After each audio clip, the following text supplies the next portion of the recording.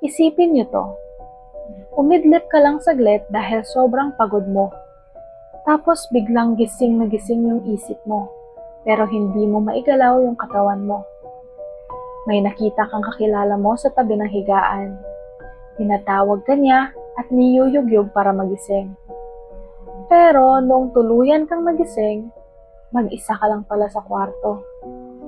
Nangyari ito sa isang lumang gusali sa loob ng UP Diliman.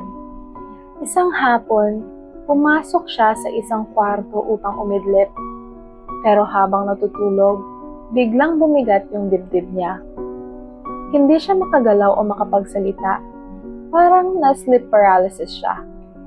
Pero habang nakahiga siya, nakita niya yung kasama niya sa trabaho.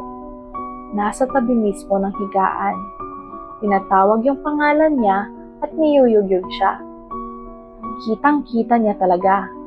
Hanggang sa bigla siyang nagising ng tuluyan. Bumangon siya agad at hinanap yung kasama niya. Pero walang tao. Mag-isa lang pala talaga siya sa loob. Nang tanungin niya yung mga tagalinis doon, sinabi nilang matagal nang may kakaibang nararanasan sa kwartong yon. Pero hanggang ngayon, hindi niya alam kung gawa lang ba yon ng sleep paralysis or may kung anong nandoon na gumagamit sa mukha ng kakilala niya. Kayo, sleep paralysis lang ba yon? O may iba talaga siyang kasama sa kwarto? Isipin mo ito. Hating gabi na, tahimik ang lahat. Biglang may kumatok. Sabi ng mga matatanda, huwag mong bubuksan. Ang pagbukas ay katumbas ng pahintulot. At kapag nakapasok na sila, hindi na sila basta-basta aalis. Ngunit paano kung kahit tanungin mo lang kung sino, ay sapat na rin para ituring nilang pumayag ka na? Gagawin mo pa rin ba? Sinasabing hindi sila makakapasok ng kusa. Kailangan nila ng pahintulot mula sa nasa loob. Akala natin, kailangan pa nating sabihin ng malakas na pumasok sila. Ngunit mali tayo. Ang simpleng paglapit sa pinto, ang pagtugon ng sino yan, o kahit kaunting pagbukas. Yon ang hinihintay nila. May isang sumunod sa kanyang pag-aalala. Tinanong niya kung sino. Walang sumagot. Binuksan niya ng kaunti ang pinto. Walang tao sa labas. Ngunit nang lumingon siya, may narinig siyang humihinga sa kanyang likuran. Doon niya naintindihan. Hindi kailangan ng malaking pagbukas. Basta tumugon ka, binigay mo na ang pahintulot. Ang akala niyang pag-iingat ay siya palang magbibigay sa kanila ng daan. Kung kayo ang nasa kalagayan niya sa ganitong oras, tatanungin niyo pa rin ba kung sino? O mananatili na lang kayong tahimik hanggang tumigil ang katok? Kung may mga karanasan kayong ganito, pwede niyong ilagay sa comments or ipadala niyo sa akin ng direkta. Ako nga pala si Jet, at see you sa susunod na Spook Talks. Isipin niyo to, naglalakad ka lang pabalik sa kwarto nang mapasilip ka sa maliit na siwang ng isang pinto. May nakatayo sa loob, matangkad, nakayuko, at sobrang itim parang langis. Walang mukha, walang mata, at walang buhok. Nangyari ito sa isang resort malapit sa dalampasigan. Pagkatapos makipagkwentuhan sa mga kasama niya, umakyat na siya para matulog. Habang naglalakad sa madilim na hallway, napansin niya ang maliit na siwang sa pinto ng kasama niya. Sumilip siya, at doon niya nakita yung nilalang. Siguro 7 o 8 talampakan ng taas. Nakayuko at baluktot ang likod, na parang hindi kasya sa kwarto. Sobrang itim nito, pero hindi parang ordinaryong anino. Alam niyo yung parang langis, walang mukha, walang mata, at walang buhok. Parang naging real life anino siya. Dahan-dahan siyang lumayo dahil natatakot siyang baka gumalaw din ito kapag tumakbo siya. Kinabukasan, sinabi ng matandang tagalinis, "Anak, maligno yan. Matagal na yang nakikita dyan kapag gabi. Kayo, kapag may nakita kayong ganon sa siwang ng pinto, tatakbo ba kayo o mananahimik dahil baka nakita na rin niya kayo?"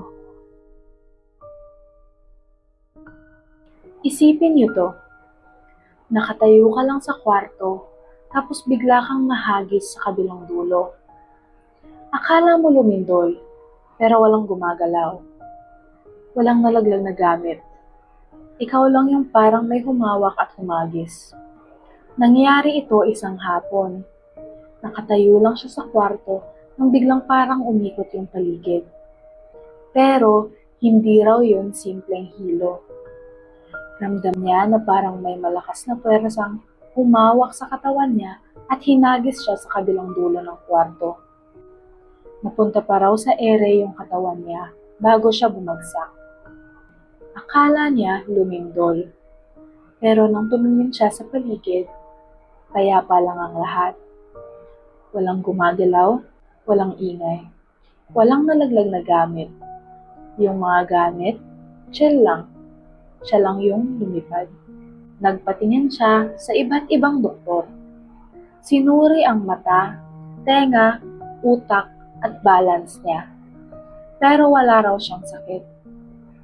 Dahil walang medical explanation, pinabasbasan ng pamilya niya ang buong bahay. Lalo na yung kwarto niya. Hanggang ngayon, hindi pa rin niya alam kung ano ang humawak sa kanya. Ano sa tingin niyo? Medical condition lang ba yun? O may ibang kasama siya sa kwarto?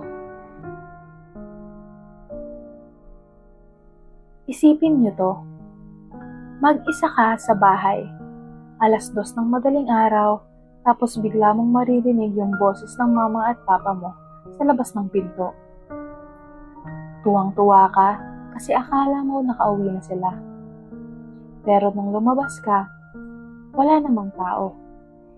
Nakatayo sa itaas ng burol ang bahay nila. May 2 simbahan sa ibaba. Malalaking puno ng mangga sa paligid at gubat sa likod. Matagal na siyang nakakarinig ng mga bulungan doon. Pero akala niya, imagination niya lang. Hanggang sa isang gabi, umalis ang parents niya at sa kaibigan naman natulog yung kuya niya. Siya lang mag-isa sa buong bahay. Bandang 2:00 ng madaling araw, narinig niya yung mabibigat na yapak na papalapit sa kwarto. Tapos, narinig niya ang boses ng mama at papa niya sa labas ng pinto. Binuksan niya lahat ng ilaw, sumilip sa bintana at lumabas pa ng bahay. Pero walang tao. Kinabukasan, nalaman niyang narinig rin ng papa niya dati ang boses ng kuya niya na tumatawag sa labas. Pero wala rin naman tao noon. Mula noon, may utos na sa kanila. Wag na wag mong bubuksan ang pinto hanggat walang katok. Kayo, bubuksan niyo ba kapag boses ng pamilya niyo ang narinig niyo pero walang kumakatok? Isipin mo ito. Nakasalubong mo ang dati mong kaklase sa isang mall sa Manila. Nagkwentuhan kayo, nagtawanan, nagkape pa nga kayo ng sabay. Parang normal na nagkita lang ang matagal nang hindi nakikita. Tapos ilang buwan ang lumipas, nalaman mong 2 taon na pala siyang patay noong nagkita kayo. Wala naman siyang kakaibang itsura. Normal ang kilos niya. Kinausap pa nga siya ng taga-serve sa coffee shop at ikaw pa mismo, sanay kang makakita o makaramdam ng espiritu. Pero ito ang unang beses na makaharap mo ang multo ng tao. Bakit ka kaya niya pinuntahan? At nakita nga ba talaga siya ng iba o ikaw lang? Hey guys, Jet here. Welcome back sa panibagong episode ng Spook Talks. Ang kwento natin ngayon ay galing sa Reddit. Ibinahagi ito ni Sukiya sa R. Pinoy. Tungkol ito sa isang pagkikita na akala mo ay simpleng swerte lang. Pero naging isa sa pinaka-nakakakilabot na karanasan niya. So start na tayo. Naglalakad lang siya sa isang mall sa Manila noong nakita niya ang dating kaklase. Sobrang tuwa niya kasi pareho silang taga-probinsya. Iba talaga ang saya kapag may makakausap kang galing sa inyo. Lalo na't ang tagal na nilang hindi nagkikita. Hindi sila nakontento sa simpleng pagbati lang. Nag-usap pa sila ng mahaba. Nagpalitan ng mga chika tungkol sa buhay at trabaho. At dahil nagustuhan nila ang muling pagkikita, nagpasya silang magkape muna ng sabay. Wala naman siyang napansing kakaiba sa dating kaklase niya. Ang pananamit, ang boses, ang tawa, lahat ay parang dati pa. Kinausap pa ito ng waiter noong umorder sila. Kaya akala niya ay siguradong nakikita rin ito ng ibang tao. Makalipas ang ilang buwan, may narinig na lang siyang balita tungkol sa kanya. 2 taon na pala siyang patay noong araw na nagkita sila. Biktima daw siya ng hold up sa Mindanao noon. Kahit na matagal na siyang nakatira sa Manila bago pa mangyari ang trahedyang iyon. Na-resolve na rin ang kaso. Nahuli na ang gumawa ng krimen, pero wala na siyang buhay. Ang mas nakakakilabot pa rito, matagal na niyang sinasabing mayroon siyang third eye. Nakakaramdam at nakakakita siya ng mga nilalang na hindi tao. Pero multo ng ibang tao, ito ang una, at sana ay huling beses na mangyari ito sa kanya. Alam nyo guys, kinikilabutan pa rin ako habang kinukwento ko to sa inyo. Kasi paano naman nangyari na walang magbabago sa kanya? After 2 years, or how many years na hindi sila nagkita? At bakit magpapakita pa siya? Kasi namimiss na lang yung mga kakilala niya mula sa probinsya nila? O baka naman may gusto pa siyang sabihin na hindi pa niya nasasabi sa kanila noong buhay pa siya? Or nangako siya na magkikita sila sa Manila. Tapos, yung tungkol sa waiter. Nakita ba talaga siya ng waiter? Or nakita lang ng mata ni Sukiye na parang makita siya ng waiter? Pero sabi niya nag-usap sila, di ba? Ewan ko, no one will know. Totoo yata yung sinasabi nila. Minsan, nakala natin ay buhay pa yung mga taong nakakasalamuhan natin sa araw-araw. Pero, kakaibang uri na pala sila ng presensya. Kayo guys, ano sa tingin nyo? Bakit kaya nagpapakita siya ng ganon ka-normal? At kung kayo ang makakasalubong ng taong akala nyo ay buhay pa, paano nyo malalaman kung totoo pa ba siya o hindi? Ibahagi nyo sa comments kung meron kayong karanasan na ganito.